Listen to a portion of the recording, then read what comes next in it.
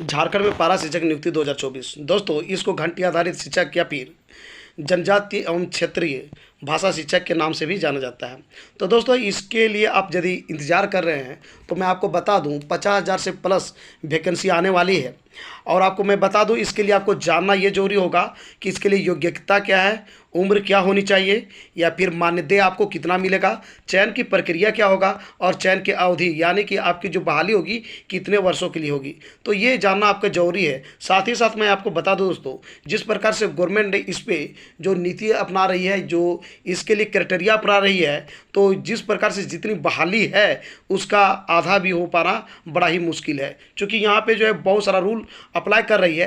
अंतिम में यही होगा कि ट्रेन न लेके इसको अनट्रेंड शिक्षकों से ही बहाली को पूरा करना पड़ेगा। क्योंकि ये जो नियम है बिल्कुल एक ऐसा नियम निकालने जा रही है, इसमें ये चीज़ें करने जा रही है जो कि कैंडिडेट्स जो बीएड और डीएलएड किए हैं बहुत ही कम है जो कि इस क्राइटेरिया को पूरा कर रहे हैं। तो दोस्तों, हम बात करेंगे ये पांचों पॉइंट पे।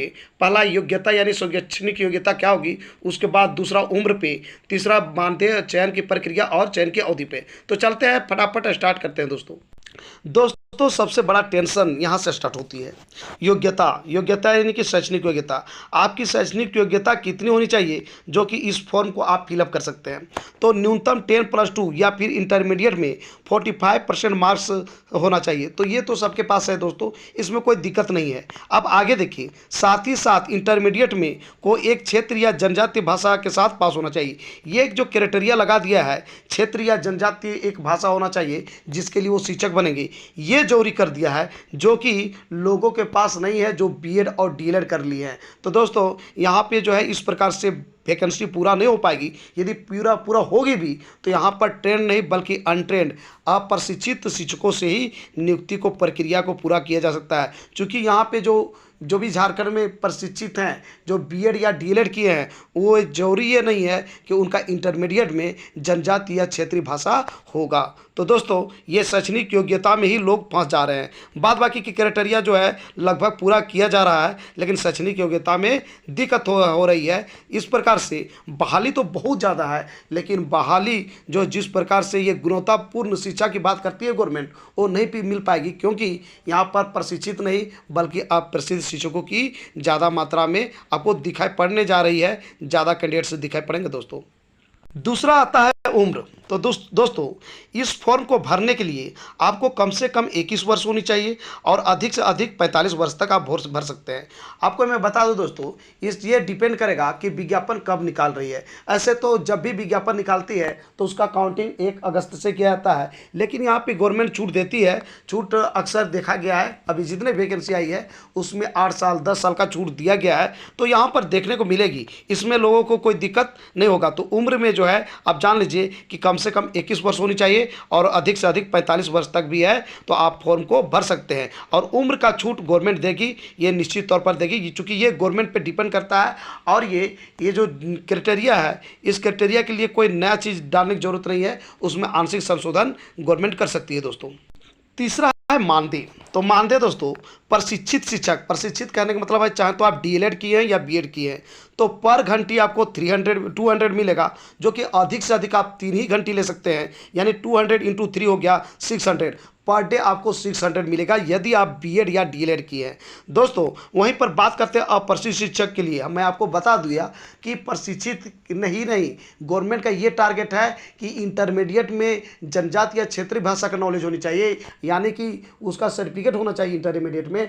तो वैसी स्थिति में दोस्तों प्रशिक्षित शिक्षकों को ढूंढ पाना बहुत ही दिक्कत है। इसलिए गवर्नमेंट ने पहले ही प्लान बना लिया है कि यहाँ पर अप्रशिक्षित शिक्षकों से काम लिया जाएगा। क्योंकि यहाँ पर 2-3 कारण है। पहला तो कि वेतन ज़्यादा नहीं दे रही है, दूसरा बात कि यहाँ पर ट्रेंड लोगों की कमी है जो जनजातीय क्षेत्रीय भाषा से इंटरमीडिएट पास किए हैं। तो दोस्तों, ये सब देखते हुए गवर्नमेंट ने ये प्लान बनाया कि अप्रशिक्षित को मौका देंगे। तो अप्रशिक्षित शिक्षक जो होंगे, जो ट्रेनिंग नहीं की है, उनको 120 रुपया प्रति घंटे मिलेगा और दिन भर में 3 ही घंटे उसको मौका मिलेगा। इस प्रकार से दिन भर में मात्र 360 रुपया उसको मिलेगा। दोस्तों ये भी एक क्राइटेरिया है यहाँ पे कि अधिकतम कार्य दिवस 25 दिन कहा गया है, यानी कि 25 दिन से आपको ज़्यादा दिन का मतलब मानदेय नहीं मिलेगा। गवर्नमेंट का कहना का मतलब है कि आप अधिक से अधिक 25 दिन तक ही काम कर सकते हैं। ऐसा नहीं कि छुट्टी में आप काम कर सकते हैं, ऐसा नहीं कि संडे में काम कर सकते हैं।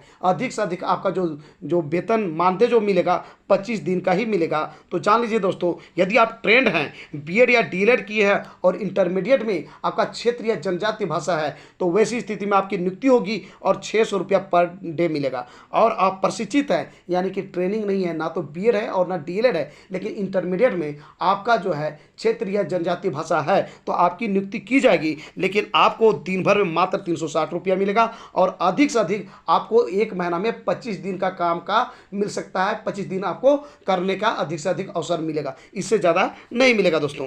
अब आते हैं नंबर 4, चयन की प्रक्रिया। तो दोस्तों चयन किस प्रकार से की जाएगी? तो चयन दोस्तों आप जान लीजिए कि मेधा सूची के आधार पर होगा।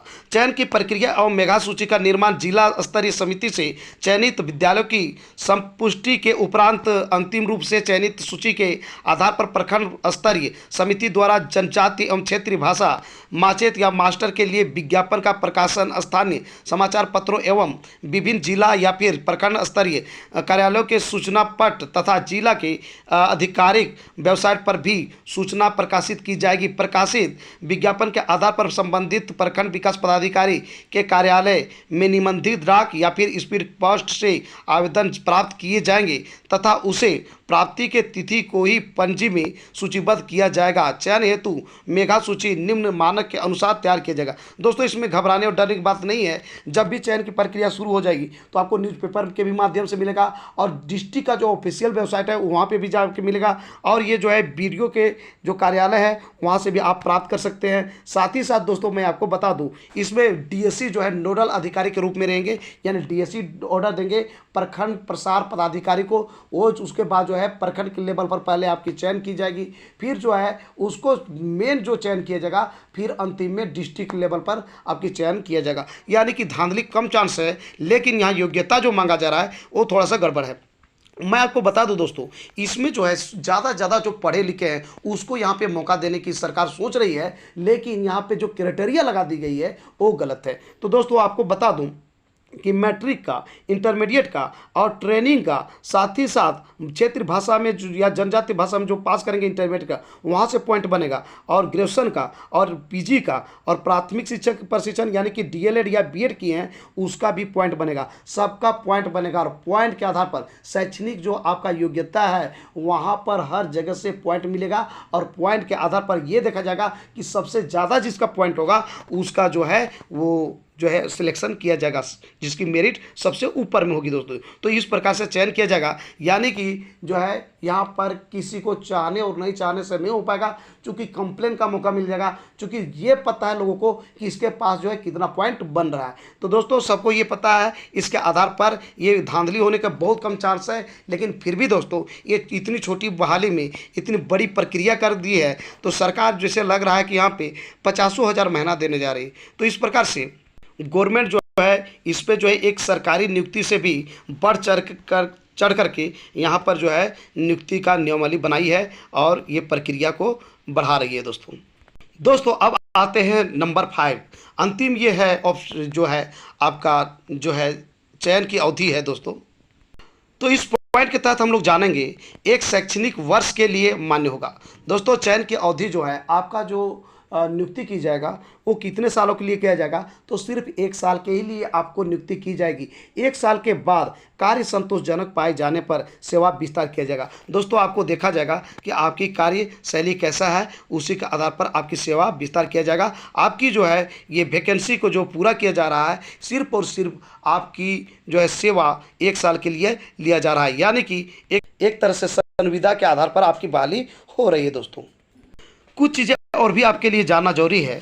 झारखंड राज्य के सभी 24 जिलों में विद्यार्थियों के द्वारा जनजातीय भाषा संथाली हो, खड़िया, कुड़ुक, मुंडारी, मालतो, बिरहोरी, भूमिज असुर तथा क्षेत्रीय भाषा बांग्ला, उड़िया, पंचपरगनिया, खोटा, कुरमाली, नागपुरी का आधिकारिक प्रयोग किया जाता है। तो इसी का जनजातीय भाषा और क्षेत्रीय भाषा के रूप में शिक्षकों की नियुक्ति की जाएगी। दोस्तों आपके लिए ये भी जानना जरूरी है दोस्तों कि ये वैसे प्राथमिक विद्यालयों या फिर प्राथमिक कक्षा वाले विद्यालयों का चयन किया जाएगा जिसमें उपरोक्त अंकित जनजातीय एवं क्षेत्रीय भाषा में से किसी भी एक भाषा में प्राथमिकता के आधार पर माचेत या मास्टर के चयन हेतु जिस विद्यालय में वर्ग 1 से 5 में प्रति कक्षा न्यूनतम 10 विद्यार्थी संबंधित जनजातीय भाषा या क्षेत्रीय भाषा बोलने वाले हों।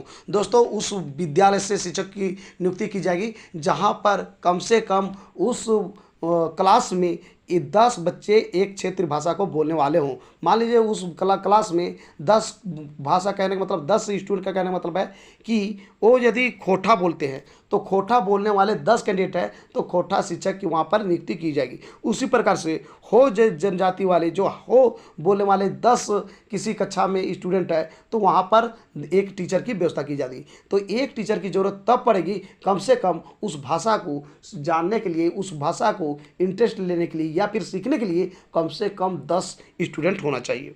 यानी कि किसी कक्षा में 10 विद्यार्थी एक भाषा को सीखने के लिए, जानने के लिए वो तैयार है तो वैसी स्थिति में उस क्षेत्र या जनजातीय भाषा के लिए एक शिक्षक की आवश्यकता होगी। तो दोस्तों आप समझ गए होंगे कि इसके लिए योग्यता क्या होनी चाहिए, उम्र कितनी होनी चाहिए, मानदेय कितना मिलेगा, चयन की प्रक्रिया क्या होगी और चयन की अवधि क्या होगी। तो दोस्तों आज का मेरा ये वीडियो आपको कैसा लगा जरूर हमें बताएं इस वीडियो कमेंट बॉक्स में। यदि ये वीडियो आपको अच्छा लगा दोस्तों तो इस वीडियो को कर दीजिए लाइक, चैनल को कर दीजिए सब्सक्राइब और ज़्यादा से ज़्यादा दोस्तों को इस वीडियो को कर दीजिए शेयर। तो दोस्तों फिर मिलते हैं एक नए और ऑथेंटिक वीडियो के साथ, तब तक के लिए हमें इजाज़त दीजिए। धन्यवाद।